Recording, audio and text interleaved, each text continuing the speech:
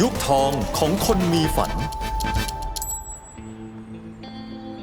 เท่าแก่ อ๋อ ขอเทปเสียงฝึกอังกฤษม.3 ค่ะ อ๋อได้ เดี๋ยวหาให้นะ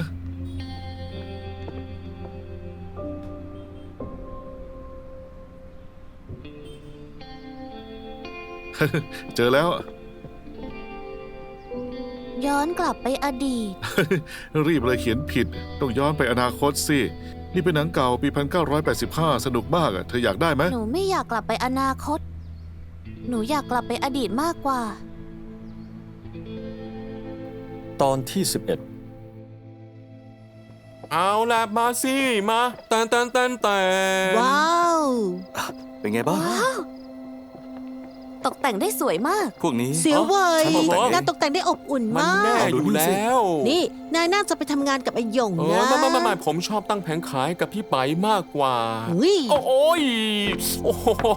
ส่งเพจเจอร์หาพวกเราทีละคนก็เพื่อมาดูนี่เนี่ย ก็ นะ ใช่นะสิดูเครื่องดื่มผมก็เตรียมมาไว้แล้ว ลองคิดดูในเมืองเซิ่งเฉิงที่เต็มไปด้วยตึกสูงมีโลกใบเล็กที่เป็นของพวกเรา มันจะเป็นยังไงดีจะตายรู้สึกเหมือนทั้งเมืองเซิ่งเฉิงเป็นของผมเลย ฉันไม่ต้องการทั้งเมืองนะ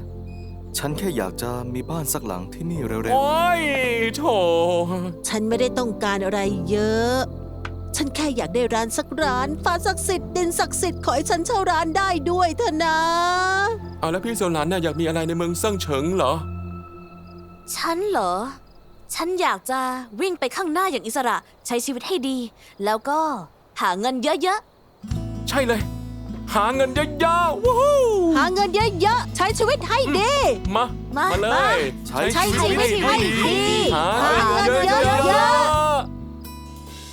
ๆเสื้อลายตารางตัวนี้เนี่ยเอาอย่างละไซส์เลยดีไหม ขายเป็นโหล ๆ ได้สิ เอา เอา เลยไหม เลย รับเลยไหม ได้ สีฟ้าตัวนี้กับลายทางอีก 2-3 ตัวเนี่ยเอาเดี๋ยวผมลดราคาให้ดีไหม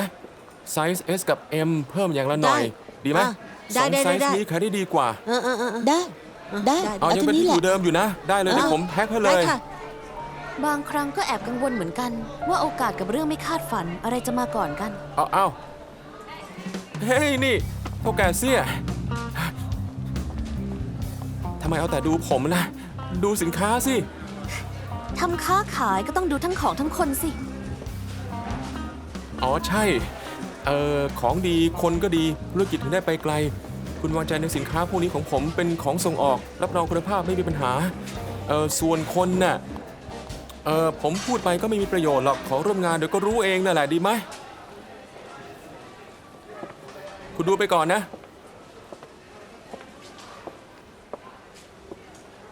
เท่าแก่เฉิน เอาว่าไง ปกติแล้วคุณส่งออกไปประเทศไหนบ้างเหรอคะ ไปโซเวียตด้วยไหม โซเวียตเหรอไปสิ นอกจากโซเวียตแล้วก็มียุโรปอเมริกา มีหมดเลย แล้วถ้าเกิดโซเวียตมีการเปลี่ยนแปลงอะไรขึ้นมาออเดอร์คุณจะได้รับผลกระทบไหม ถ้ามีการเปลี่ยนแปลงก็จะมีผลกระทบจริงไหมเอ๊ะโซเวียตเปลี่ยนแปลงเหรอแล้วจะมีการเปลี่ยนแปลงอะไรอะ เรื่องใหญ่ขนาดนี้ยังไม่รู้ เขาคงไม่ได้ข้ามมิติมาหรอก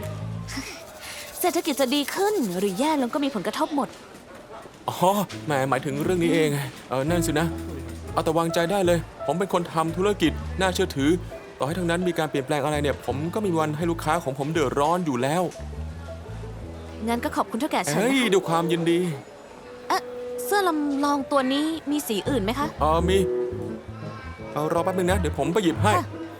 ดูตัวอื่นไปก่อนนะ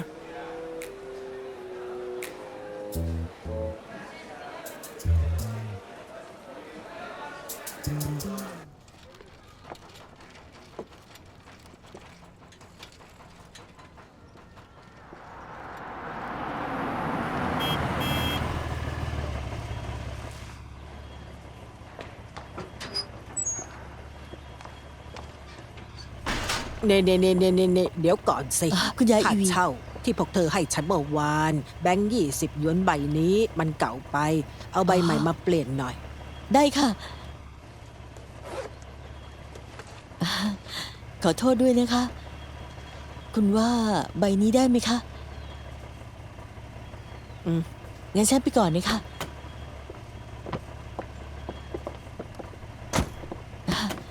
ค่ะ ขอบใจค่ะ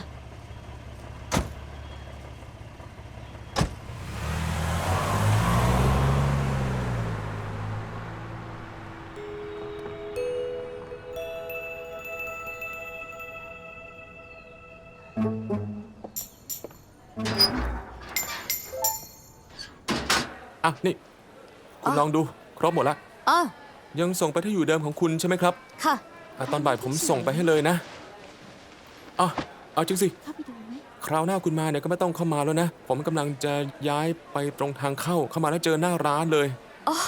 โอ้โห เท่าแก่ฉันทำกำไรได้แล้วอยากเปลี่ยนเป็นร้านใหญ่ขึ้นเหรอคะ เฮ้ยอย่าพูดอย่างนั้น ผมต้องหวังให้เท่าแก่อย่างคุณมาอุดหนุนอยู่เลย หลักๆเนี่ยคุณดูนะ เสื้อผ้าสวยๆค่ะ ผมมีเสื้อโค้ทอยู่ล็อตหนึ่งแต่ค้างสต็อก ถ้าผมไม่ขายออกไปในใบไม้ร่วงนี้แล้วก็ครั้งหน้าผมจะลงของใหม่ลำบาก ดังนั้นผมก็เลยคิดว่าจะย้ายไปตรงทางเข้า คนเดินผ่านเยอะกว่าหน่อย เสื้อโค้ทของคุณน่ะ ทั้งสไตล์และเนื้อผ้าดีหมด แต่ว่ามันล้ำสมัยเกินไปแถมตั้งราคาสูง ไม่มีลูกค้ากล้าซื้อหรอกค่ะ กลัวว่ารับของไปแล้วจะขายไม่ออกแล้วจมทุน ไม่ใช่ว่าแค่เปลี่ยนร้านก็จะขายออกได้นะคะ เอ๊ะคุณมีช่องทางไหมอย่าปฏิเสธนะ พูดแบบนี้ต้องมีช่องทางแน่เลย ช่องทางน่ะไม่มีหรอก แต่วิธีพอมีอยู่ วิธีอะไร คุณลองไปทำสำนักพิมพ์นิตยสาร ถ้าเสื้อผ้าได้ลงนิตยสารก็ไม่ต้องกังวลว่าจะขายไม่ออก โฆษณาเหรอ หมายถึงโฆษณาใช่ไหม ก็คงงั้นมั้งคะ ความหมายก็ประมาณนั้นแหละ เป็นการสนับสนุน โอ้โหยแหมเท่าแก่เสี้ยอ๋อไม่สิ ต้องเรียกว่าพี่เสี้ยแล้ว งั้นเอางี้นะพรุ่งนี้ผมจะลองไปดู ถ้าทำเรื่องนี้สำเร็จเนี่ย ผมจะแบ่งกำไรให้คุณเลย ส่วนแบ่งไม่ต้องหรอกค่ะ ไปแล้ว เอา นะครับ กลับดีๆครับ แม่ แม่หนูกลับมาแล้วค่ะ อย่าตะโกน ลืมกดแล้ว ข เห อ รอ โทษค่ะคุณยายอุ๋ย หนูไม่เห็นว่ายายอยู่ตรงนี้ หนูรับรองว่าต่อไปจะไม่ตะโกนอีก จริงสิคะคุณยาย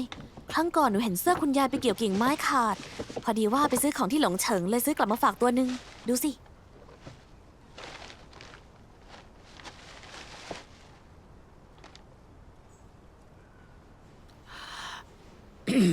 ฉันไม่ได้ให้เธอช่วยซื้อ ฉันน่ะตั้งใจว่า จะใช้เงิน10 หยวนซื้อตัวหนึ่ง ถ้าเธอรู้สึกว่าขาดทุน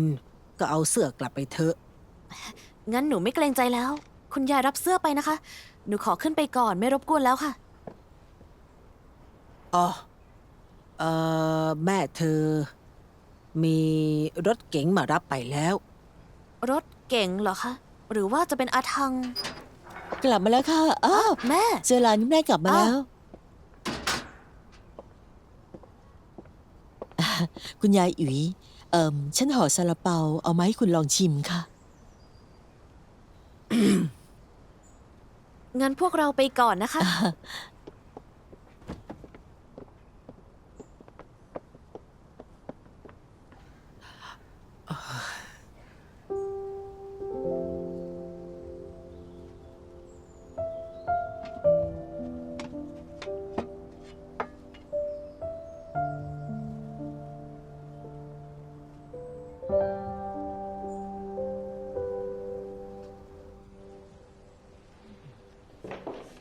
แม่มาจากบ้านลุงเหรอ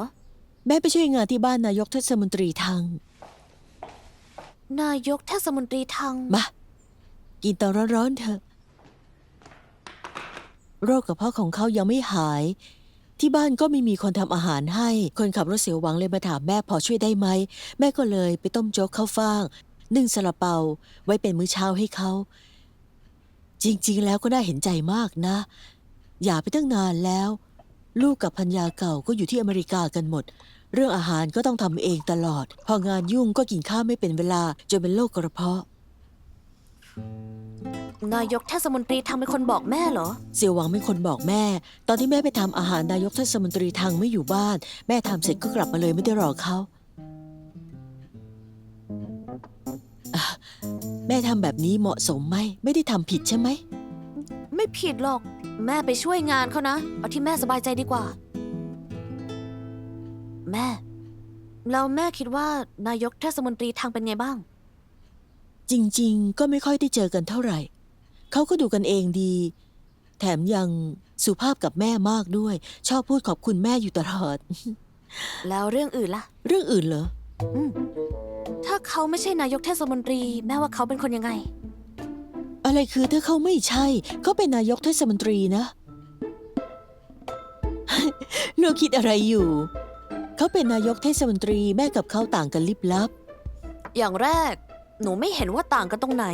ไม่ว่าจะเป็นนายกเทศมนตรีชาวนาหรือคนขายเสื้อผ้าก็แค่อาชีพหนึ่งอย่างที่สองแม่กับเขาก็หย่าแล้วทั้งคู่เป็นโสดเหมือนกันหนูว่าทำความรู้จักกันไว้มันก็ดีออกนะ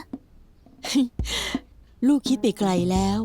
มันเป็นไปไม่ได้หรอก เขาเป็นถึงนายกเทศมนตรีใหญ่ แม่กับเขาแค่เรื่องกินก็เข้ากันไม่ได้แล้ว งั้นถ้าเมื่อหลายปีก่อน หนูบอกแม่ว่าแม่เปิดร้านเสื้อผ้าที่เมืองหลวงที่เซิ่งเฉิงได้ แม่คิดว่าเป็นไปได้ไหมล่ะ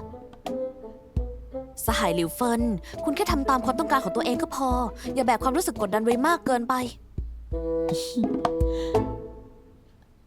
อ้าวจริงสิเซียวหลัน หืม ลุงของลูกบอกว่าพรุ่งนี้จะมาคุยกับลูกเรื่องโครงการอะไรนั่น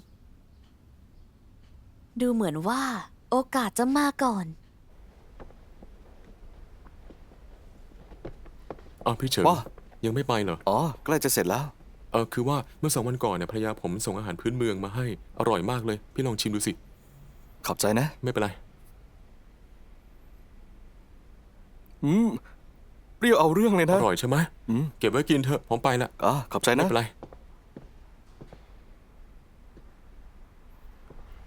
พี่เฉิงที่จริงแล้วทนายอูน่ะแค่ชอบขู่คนไปทั่ว เอกสารบางอย่าง ก็ไม่ได้รีบขนาดนั้นหรอก จะทำช้าหรือเร็วก็ต้องทำอยู่ดี รีบทำให้เสร็จจะได้ไปหาแฟนไง รักกันดีจัง ไว้ผมเป็นทนายเมื่อไหร่จะรับภรรยามาอยู่ด้วยไปพี่ทำงานต่อเถอะไปนะ กลับดีๆ แล้ นะ วเจอกัน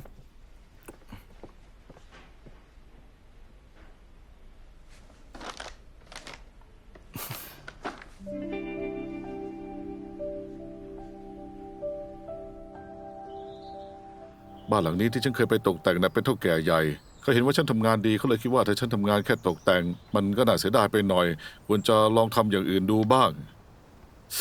อันนี้เสี่ยวหลันประมูลงานนี่มันคืออะไรเหรอ ถ้าพูดให้เข้าใจก็คือลูกค้ารายใหญ่ที่อยากตกแต่งภายในอยากเปรียบเทียบหลายที่ การประมูลงานก็คือในฐานะที่เราเป็นผู้ให้บริการต้องส่งตัวอย่างผลงานให้พวกลูกค้าเปรียบเทียบก่อน ก็คือพวกบ้านที่ฉันเคยไปตกแต่งมา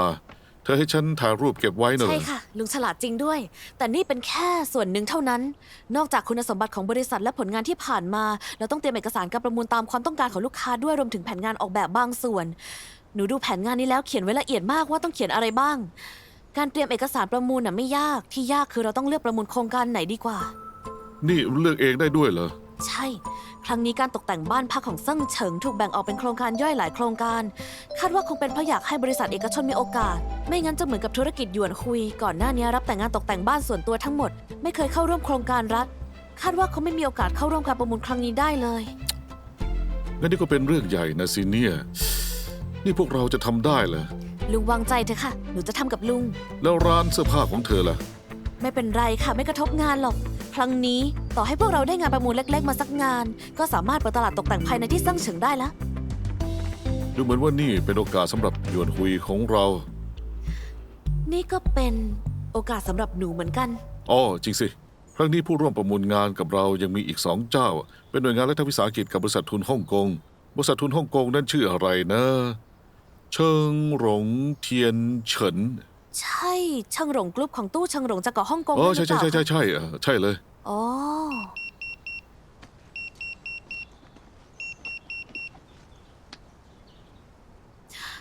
ลุงคะ ใกล้จะได้เวลาแล้ว หนูต้องเลิกงานไปเดทนะคะ งั้นหนูไปก่อนนะ บ๊ายบาย คุณยาย บ๊ายบายค่ะ เอ้ย คนหนุ่มสาวสมัยนี้ไปเดทกันสินะหนุ่มสาวผมไม่ได้อยู่ที่นี่ ผมเช่าบ้านแล้วผมจะไปเดี๋ยวนี้แหละ ไปนะครับ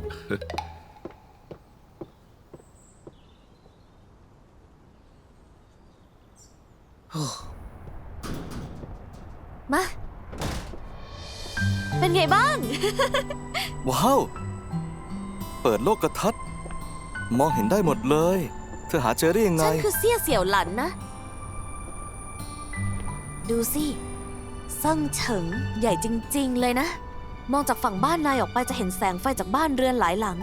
มองจากตรงนี้ออกไปจะเป็นย่านการค้าที่คึกคัก ด้วยความเร็วในการพัฒนาของเซิ่งเฉิงน่าจะอีกไม่นาน ฝั่งตรงข้ามนี้คงเต็มไปด้วยตึกสูงหมดแล้วล่ะ ถึงตอนนั้นบริษัทอสังหาของเธอก็มาเปิดตรงนี้ได้เลย ตอนนี้ฉันอยากจะรีบเปิดร้านเสื้อผ้าเร็วๆ รีบสะสมเงินทุนเร็วๆเฮ้ยถึงตอนนั้นถ้าได้มาเปิดที่นี่ก็คงจะดี ติดถนน3 ด้าน ไม่ว่าจะมองจากมุมไหน ก็มองเห็นร้าน ถึงตอนนั้นต้องเป็นร้านที่โดดเด่นที่สุดในถนนย่านนี้แน่ เอ๊ะ ดูสิ ตรงที่ไฟยังไม่สว่าง น่าจะยังไม่เปิดทำการ ไม่แน่อาจจะปล่อยเช่าอยู่ พรุ่งนี้ไปดูกัน ได้สิ ตรงนั้นเหรอ ใช่ ตรงนั้น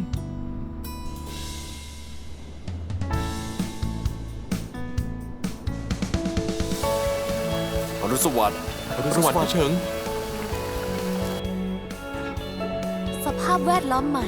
ธุรกิจใหม่ และความท้าทายใหม่ พวกเราต่างก็พยายามปรับตัวอย่างสุดความสามารถ เอ้ย มาช้าๆหน่อยนะมาเร็วๆๆๆๆมาทำงานล่วงเวลาหน่อยนะครับ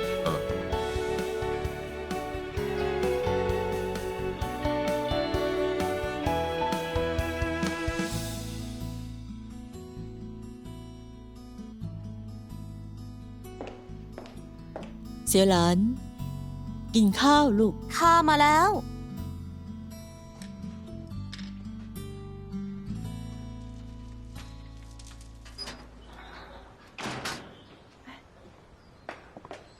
คุณยายอุ๋ยกลับมาแล้วเหรอคะ ทานข้าวหรือยังคะฉันห่อเกี๊ยวไว้ บนโลกใบนี้ไม่มีใครจิตใจดีและซื่อตรงไปกว่าสหายหลิวเฟินอีกแล้วล่ะค่ะ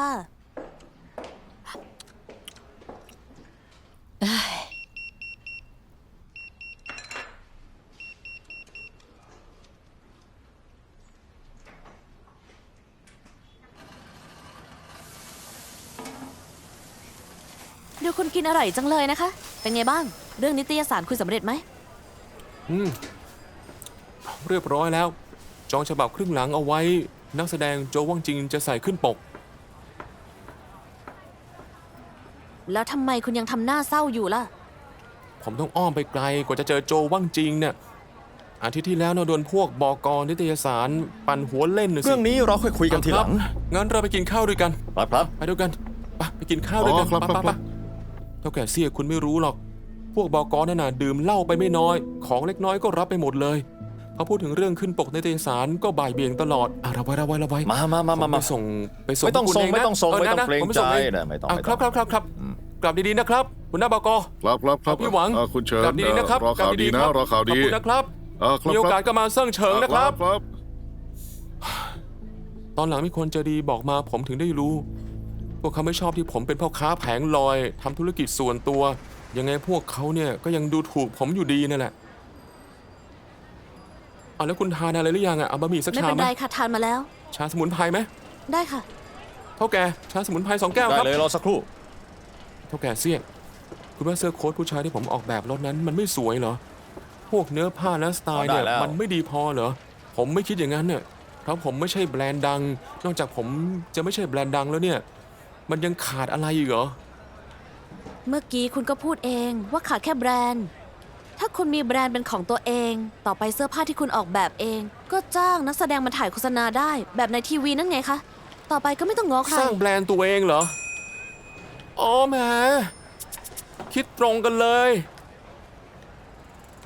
พี่เสี่ย พี่ของผมรู้ว่าเรา2 คนคิดไปในทางเดียวกันนะ ฉันพูดมากไปอีกแล้ว จริงๆ ตอนที่ผมมาเนี่ยผมก็คิดมาตลอดทาง ผมว่าเรา2 คนร่วมมือกันสร้างแบรนด์ได้เหมือนที่คุณบอกไงจ้างนักแสดงมาถ่ายโฆษณา ผมไม่เชื่อหรอกว่าจะสร้างชื่อเสียงไม่ได้ ในไทม์ไลน์ก่อนหน้านี้เฉินซี่เหลียงต้องรออีกหลายปี ถึงจะเริ่มทำแบรนด์ลูน่าที่ทำให้เขาร่ำรวยได้ ตอนนี้เวลามันเร็วขึ้น ฉันไม่รู้ว่าจะเกิดการเปลี่ยนแปลงอะไรขึ้นอีก พี่เสี่ยย่าเสี่ยย่าทวดเสี่ยลองคิดดูให้ดีนะ เรา2 คนมาเป็นหุ้นส่วนกันนี่อาจจะเป็นโชคชะตา นี่อาจเป็นลางบอกเหตุของโชคชะตา ฉันไม่รู้ว่าการได้พบกับเฉินซี่เหลียง จะเขียนเรื่องราวแบบไหนขึ้นมา อย่าทวดเสี้ย ผมไม่ได้ทำอะไรวู่วามเลยนะ ทำขายส่งหาเงินเหนื่อยไปวันๆ ผมไม่พอใจหรอก ดัดแปลงเสื้อผ้าให้คนอื่นก็ดูถูกอีก ผมก็ไม่ยอมเหมือนกัน แต่ว่าเส้นทางสร้างแบรนด์ตัวเองคนอื่นไม่เคยเดิน คนอื่นไม่กล้า แต่ผมไม่กลัว ผมอยากลองดู การสร้างแบรนด์เป็นความคิดที่ดีก็จริง แต่คุณเข้าใจรูปแบบและออกแบบเป็นที่บ้านก็มีทรัพยากรจากโรงงานเสื้อผ้าทำไมมาหาฉันล่ะคะ คุณเก่งเรื่องการขายนี่ ผมเข้าใจดีนะ เสื้อผ้าต่อให้ดีแค่ไหนถ้าขายไม่ออกก็เป็นแค่ผ้าคีริ้ว คุณคิดเรื่องถ่ายโฆษณาลงนิตยสาร ผมคิดไม่ถึงเลย แต่เป็นสิ่งที่ผมต้องการ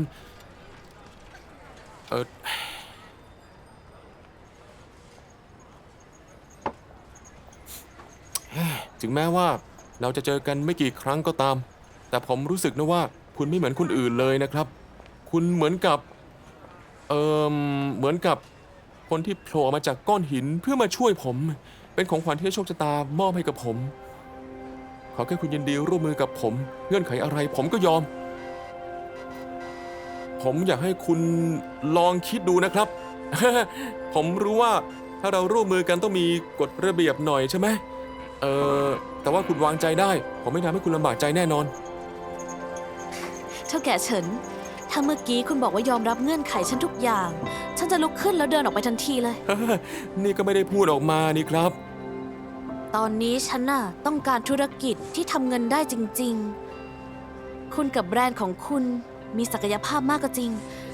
แต่เรื่องทำเสื้อผ้าทรัพยากรของคุณก็มีมากกว่าฉัน ฉันรับผิดชอบด้านการตลาดได้ แต่การดำเนินงานจริงๆต้องพึ่งตัวคุณเอง เอางี้ไหม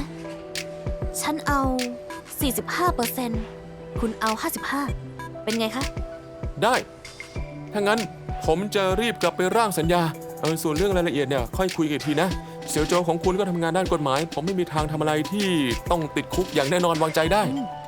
ในเมื่อจะทำแล้วเราก็ทำให้มันยิ่งใหญ่ไปเลย ภายใน1 ปีพยายาม เปิดสาขาตามเมืองใหญ่ๆทั่วประเทศให้ได้ ร้านแรกของคุณอยากเปิดที่ไหนล่ะ ที่หลงเฉิงเนี่ยผมคุ้นเคยกว่า ทรัพยากรก็เยอะ เปิดร้านไม่ยากเซิ่งเฉิงเนี่ยอยู่ใกล้เกาะฮ่องกง ผมว่าน่าจะมีร้านที่นั่นด้วย ถ้าจะเปิดงั้นก็เปิดพร้อมกัน2 ร้านไปเลย ที่เซิ่งเฉิง1 ร้าน ที่หลงเฉิง2 ร้าน เป็นไงคะ เปิด3 ร้านในวันเดียวกัน สร้างกระแสให้ดังไปเลย ได้ งั้นเปิดพร้อมกัน3 ร้านเลย ผมเคยไปเกาะฮ่องกง ป้ายที่นั่นเป็นภาษาอังกฤษหมดเลย มันดูหรูหราดีทันสมัยดี คุณเป็นนักศึกษาต้องรู้เยอะกว่าอยู่แล้วอะเนอะ คุณช่วยตั้งชื่อให้หน่อยได้ไหม นี่ก็เป็นแบรนด์ของคุณนะ คุณก็ควรเป็นคนตั้งชื่อเองสิ ฉันให้คำแนะนำได้ งั้นกลับไปเนี่ยผมจะไปซื้อพจนานุกรมอังกฤษมาเปิดดูนะ แต่ว่าร้านที่เซิ่งเฉิงเนี่ยคงต้องรบกวนคุณช่วยเลือกให้ผมหน่อยนะ ที่เซิ่งเฉิง มีที่ทำเลดีอยู่จริง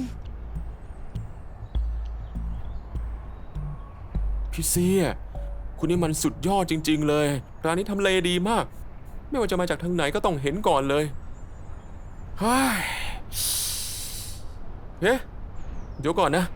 ร้านทำเลดีขนาดนี้ทำไมไม่มีคนมาเช่า ๆ ที่ตรงนี้ฉันไปสืบมาแล้ว ร้านค้าที่ชั้น 1 และที่พักอาศัยชั้น 2 กรรมสิทธิ์ส่วนหนึ่งเป็นของโรงงานอาหาร อีกส่วนหนึ่งเป็นของบุคคลธรรมดา ได้ยินว่าคนนั้นคุยยากมาก โรงงานอาหารก็เลยขี้เกียจมาต่อล้อต่อเถียงเพื่อเงินเพียงน้อยนิดก็เลยปล่อยว่างไว้แบบนั้นนะคะ ยุ่งยากขนาดนี้เลยเหรอ แต่เพื่อความสำเร็จจะกลัวความลำบากไม่ได้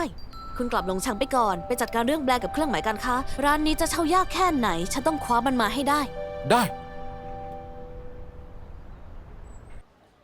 คุณยายอุ๋ย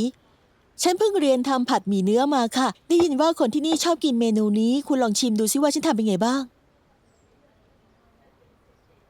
แม่ยังเอาใจคุณยายไม่สำเร็จอีกเหรอ ใกล้แล้ว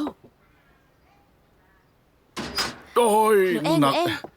ของเธอน่ะปิด ได้ ประตู ค่ะ ด้วย พี่ นะ พี่ อ๋อ พี่เอาภาพวาดมาตั้งเยอะแยะขนาดนี้มาจาก เซียว ไห รัน น ที่ฉันหาภาพสีน้ำมันเดี๋ยวฉันค่อยดูอีกทีว่าจะวางไว้ตรงไหน เดี๋ยวไปแขวนให้นะ ได้กินกันก่อนเลย เอ้ยผัดหมี่เนื้อ ลองชิมดู ฉันอยู่ที่นี่มาตั้งหลายปีแล้ว ก็ยังรู้สึกว่าบะหมี่เส้นใหญ่บ้านเราอร่อยที่สุด นี่ฉันกินไม่ถูกปากเลย เซียวหลานลองชิมดูสิ ได้ค่ะ แม่ทำไม่เหมือนต้นตำรับใช่ไหมแม่ทำอร่อยมากแล้วอะแต่ว่ารสชาติที่คนคุ้นเคยมันเปลี่ยนกันไม่ได้ง่ายๆหรอก ฉันว่านะถ้าใส่พริกหน่อยอาจจะอร่อยขึ้นอาจารย์ซีเซียวหลันตึกนั้นที่เธอเล็งไว้น่ะฉันไปถามมาแล้ว โรงงานอาหารนั่นน่ะรู้สึกมันยุ่งยากเขาไม่อยากทำ งั้นให้พวกเขาบอกข้อมูลเจ้าของกรรมสิทธิ์กับเราได้ไหมคะ เดี๋ยวเราไปหาเอง พอทั้ง3 ฝ่ายคุยกันลงตัวแล้วจะได้เซ็นสัญญากันจริงสิแม่ พอร้านที่เซิ่งเฉิงเปิดแล้วแม่ไปเป็นผู้จัดการเหมือนเดิมนะคะ หนูคุยกับเฉินซี่เหลียงแล้ว ส่วนร้านลุงคงต้องรบกวนลุงไปถามให้อีกทีนะ ถ้าไม่มีปัญหาฉันนัดเขาไว้แล้วตอนบ่ายจะทำให้อีกที ได้ค่ะ ภาพสีน้ำมันพวกนี้จะไว้ไหน เดี๋ยวหลังกินข้าวฉันจะแขวนให้ เฮ้ยไม่แขวนค่ะ พวกนี้เอาไว้ใช้ประมูลงานสำหรับบ้านพัก เสี่ยวหลัน เธอจะให้ของขวัญเหรอ ไม่ดีมั้ง ไม่ใช่ เราแข่งขันการประมูลด้วยความสามารถ เพียงแต่การประมูลก็ต้องมีอะไรที่เหนือกว่าคนอื่นหน่อยสิ ขอดูหน่อยนะเออ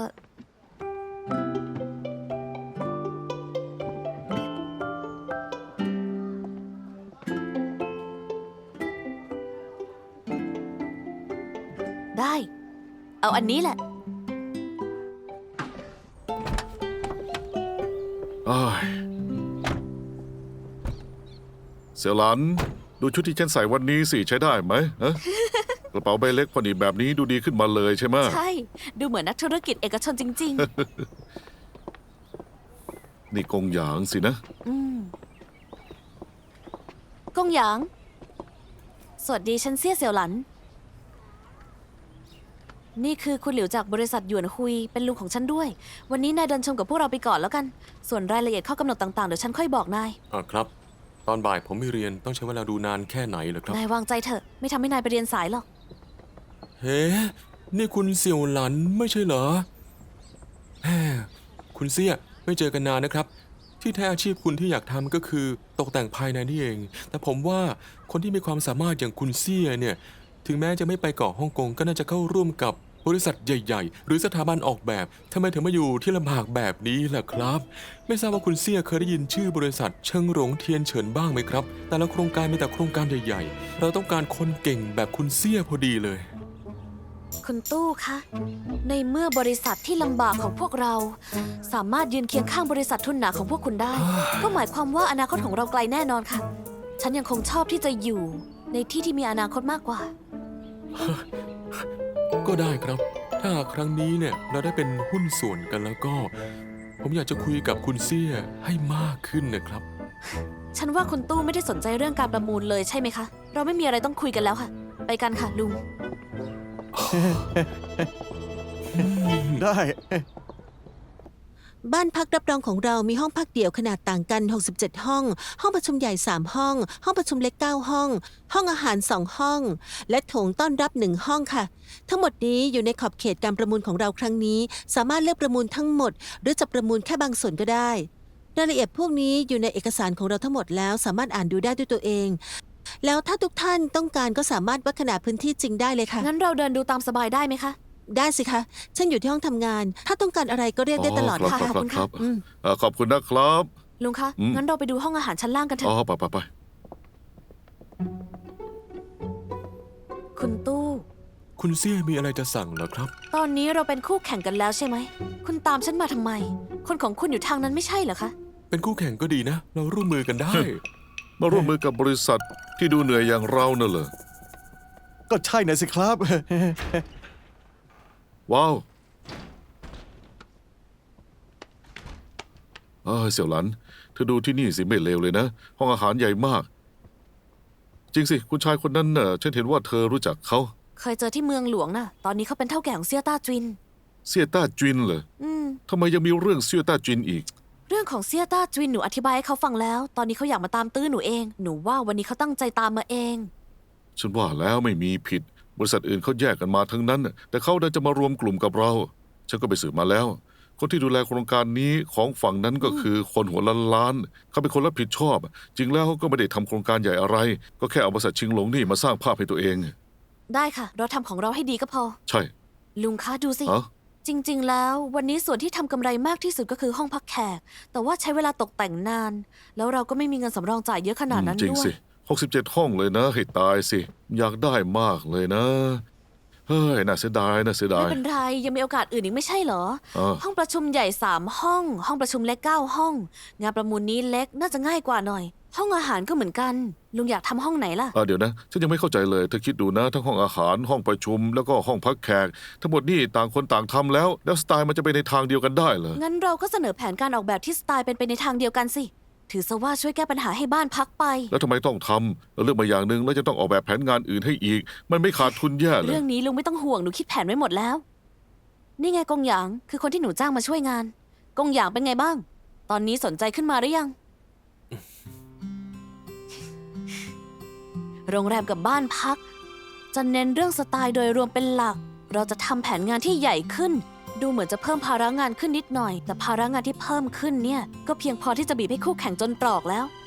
หยวนคุยประสบการณ์น้อยสู้คู่แข่งไม่ได้ แต่ถ้าแผนงานใหญ่ของเราดีพอ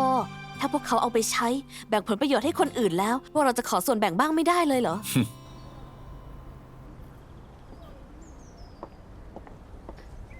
กงหยาง หืม ฉันรู้ว่านายเรียนวาดภาพสีน้ำมัน อยากทำงานศิลปะ แต่เพราะทางบ้านฐานะไม่ดีเลยอยากใช้งานนี้หาเงินใช่ไหม พี่เสี่ยคือ การ ผม หาเงินเป็นความปรารถนาที่สมเหตุสมผลและถูกต้อง นายไม่ต้องอายหรอก ถึงเราจะเป็นแค่บริษัทเล็กๆ แต่เราก็ให้ความสำคัญกับคนเก่งมาก จะไม่มองว่านายเป็นแค่นักศึกษา แล้วทำกับนายเหมือนกับแรงงานราคาถูก ขอแค่นายวาดภาพจำลองออกมาตามความต้องการได้ ฉันยินดีจ่ายค่าจ้างตามมาตรฐานผู้ช่วยนักออกแบบให้นาย เมื่อก่อนผมแค่วาดรูปอยู่ในโรงเรียน สิ่งที่พูดมา ผมฟังแล้วเข้าใจบ้างไม่เข้าใจบ้าง แต่พอได้ยินแผนงานของพี่เนี่ย ผมรู้สึกว่าพี่ไม่เหมือนคนอื่นเลย ผมตัดสินใจแล้วครับ ผมอยากทำงานกับพี่ อยากเรียนรู้กับพี่ แต่ไม่รู้จะทำตามที่พี่ต้องการได้ไหม เรื่องนี้ไม่ต้องรีบ รอให้แผนงานออกมาก่อนค่อยมาคุยกับนาย ไม่ต้องเตรียมตัวล่วงหน้าหรอก เพราะสิ่งที่ฉันต้องการ ในยุคนี้อาจจะยังไม่มี ฮะ เสี่ยวหลานไปกันเถอะ ค่ะ เฮ้ย จะขับเข้ามาใกล้ฉันทำไมเนี่ย ว่าไงนะ ขับรถเป็นหรือเปล่า ว่าไงนะ ใกล้ฉันเกินไปแล้วนะ เอาหัว ฮะ เขาถามว่าขับรถเป็นไหมระวังหน่อยสิ ครับผมรู้แล้ว คุณเสี่ยครับ ไม่ทราบพอจะให้เกียรติไปดื่มกาแฟกันได้ไหมครับ โทษทีนะคะ มีนัดกับแฟนค่ะ ไปเถอะ กลับดีๆนะครับ บ๊ายบาย งั้นไว้เจอกันใหม่นะครับบัดดีๆนะครับ แล้วเจอกัน สาวสวยคนนี้ น่าสนใจจริง คุณตู่บ้านพักนี้มันเรื่องเล็กน้อยมาก ให้เราจัดการทั้งหมดก็ไม่มีปัญหา ๆ ในเมื่อเป็นเรื่องเล็กน้อย แล้วเราจะทำไปเพื่ออะไรล่ะ โอ้เดี๋ยวสิ ทำไม ไม่เข้าใจเหรอ ปล่อยให้เสี่ยวนั้นสมหวังไปเถอะ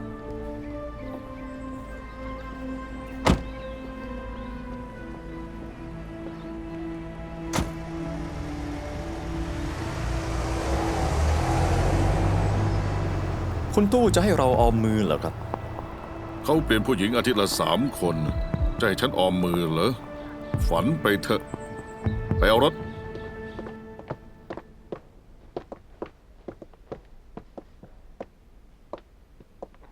เฮ้พี่สะพ้ายเสี่ยวหลันใช่ไหมครับ สวัสดีค่ะ สวัสดีครับ รู้จักฉันได้ยังไง ทั้งสำนักงานกฎหมายมีใครบ้างไม่รู้จักพี่เสี่ยวหลัน ตัวจริงสวยกว่าในรูปอีกนะครับ อ๋อ ขอบคุณค่ะ เอาไม่ต้องเกรงใจครับ คุณเข้าไปเถอะ ข้างในมีแค่พี่เฉิงอยู่ ผมไปก่อนนะครับ ค่ะค่ะค่ะขอบคุณ ไม่ นะ เป็นไร คะ ครับ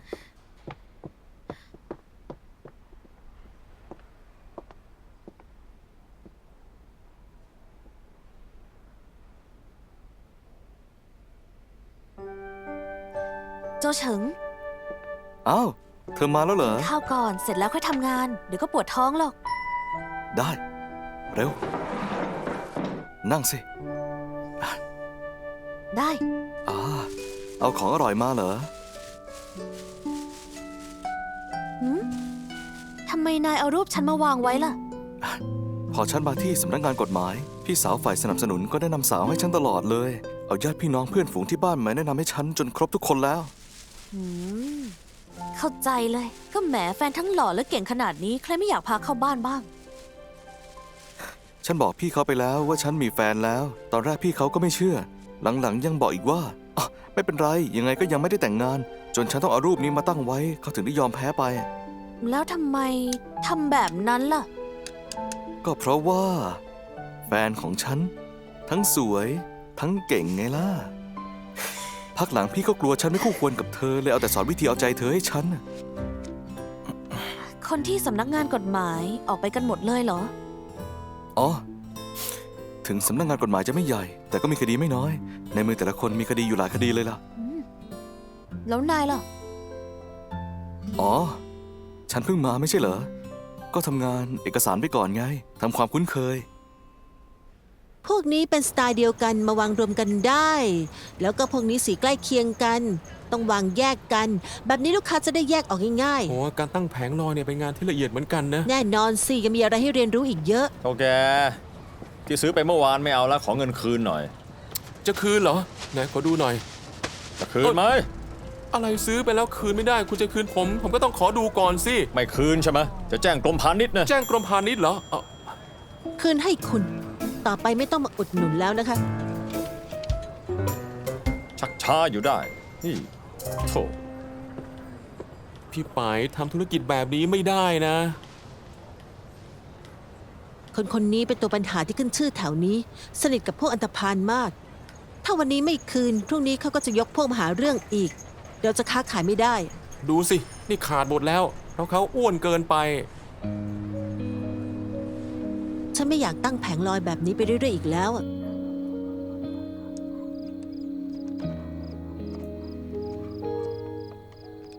เฮ้ย ลองดูสิ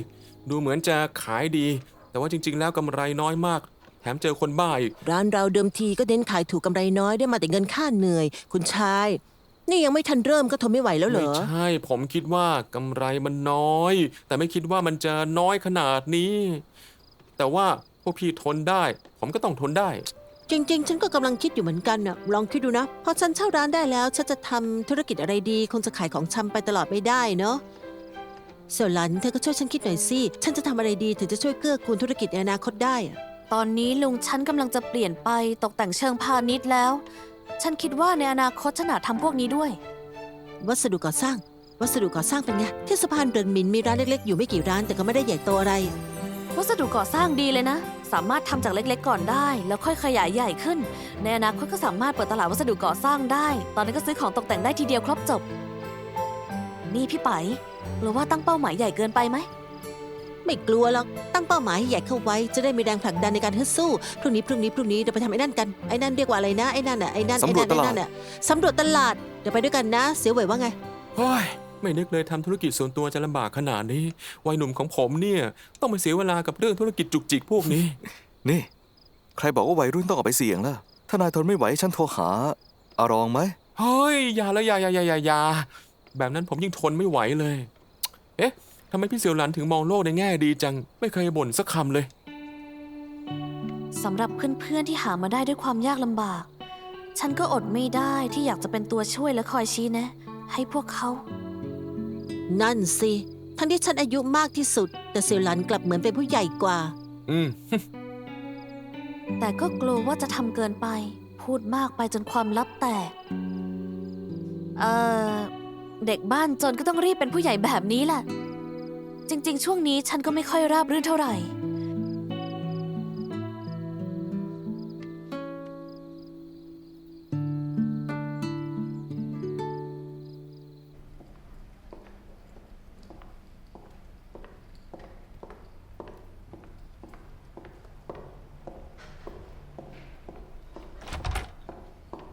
ผู้จัดการหยวนสวัสดีค่ะ คุณคือ ฉันเสี่ยวหลันที่จะมาเช่าร้านตรงถนนเออชีค่ะ ร้านนั่นนะไม่ใช่ว่าผมไม่อยากให้คุณเช่านะ แต่กรรมสิทธิ์มันยุ่งยากมากจริงๆ พวกเราตัดสินใจเองไม่ได้ ทราบค่ะยังมีเจ้าของกรรมสิทธิ์อีกคน ช่วยบอกข้อมูลเขาให้ฉันนะคะ เดี๋ยวฉันเกลี้ยกล่อมเขาเอง โธ่คุณเสีย ความมุ่งมั่นของคุณเสียเนี่ยผมนับถือนะ แต่ว่าผมบอกคุณไม่ได้จริงๆ ถ้าอีกฝ่ายรู้ว่าผมบอกคุณต้องแย่แน่แล้วขอโทษด้วยจริงๆนะ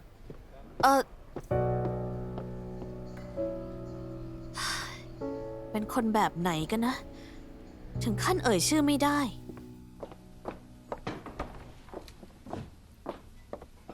แม่หอมจังเลยค่ะ แม่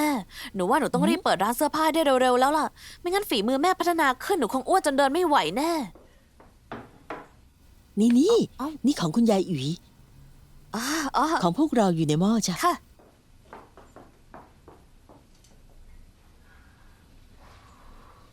คุณยายอุ๋ยคะวันนี้ฉันทำซี่โครงหมูกับซาลาเปาไส้ผักรวม ฉันวางไว้ตรงนี้นะคะ ลองชิมดู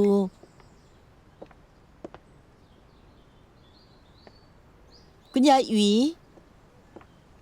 คุณยายอุ๋ยคะ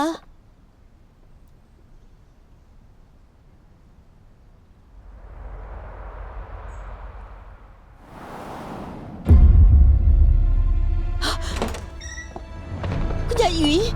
คุณยายอุ๋ยเจหลานเจหลาน อะไรเหรอคะ เจหลานรีบมาเร็วเจหลานคุณยายอุ๋ย คุณยายอุ๋ยเป็นลมไปแล้วเรียกรถพยาบาลเถอะ อ๋อเดี๋ยวแม่จะไปโทรเรียกนะ คุณยายอุ๋ยคุณยายอุ๋ย 2 วันก่อนแม่รู้สึกว่าคุณยายอุ๋ยดูไม่ค่อยแข็งแรง ปกติจะออกมาดื่มชาที่สวนแต่2 วันนี้ไม่เห็นเลยเฮ้ยเป็นความผิดแม่เองแม่น่าจะถามสักหน่ แม่ อย ไม่ใช่ความผิดแม่ อย่ากังวลไป ต้องเชื่อใจคุณหมอสิ คุณพยาบาลคะ คนไข้เป็นยังไงบ้างคะ พวกคุณเป็นย่าภาษาอะไรอ่ะ คนไข้มีภาวะเลือดเป็นกรดจากคีโตนทำให้ช็อกไป คนไข้เป็นโรคเบาหวานก็ไม่ระวังกันเลยนะคะ นะครับ เมื่อกี้คุณว่าอะไรนะคะโรคเบาหวานเหรอ ใช่ค่ะ คนไข้มีอายุมากขนาดนี้แล้ว พวกคุณเป็น คุณ ญาติ ครับเข้าใจผิดแล้ว พวกเขาเป็นผู้เช่าบ้านของคุณยายเพิ่งมาเช่ายังไม่ถึงเดือน รบกวนพวกคุณช่วยรักษาให้สุดความสามารถนะคะ พวกเราจะทำอย่างเต็มที่แน่นอนค่ะ อาการของคนไข้ต้องนอนโรงพยาบาล พวกคุณรีบกลับไปเตรียมของใช้ที่จำเป็นก่อน แล้วค่อยโทรตามญาติมานะคะ ค่ะ งั้นพวกลูกเฝ้าอยู่ที่นี่นะเดี๋ยวแม่กลับไปเอาเอง แม่ ไม่ต้องกลับไปหรอกซื้อแถวนี้เอาก็ได้ ได้ งั้นพวกลูกเฝ้าไว้นะ ค่ะ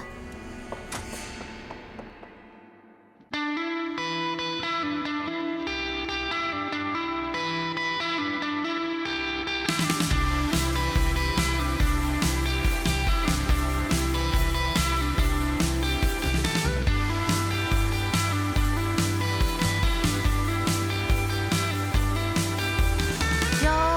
光照在我身上，让我的心滚烫。你们是否一样？理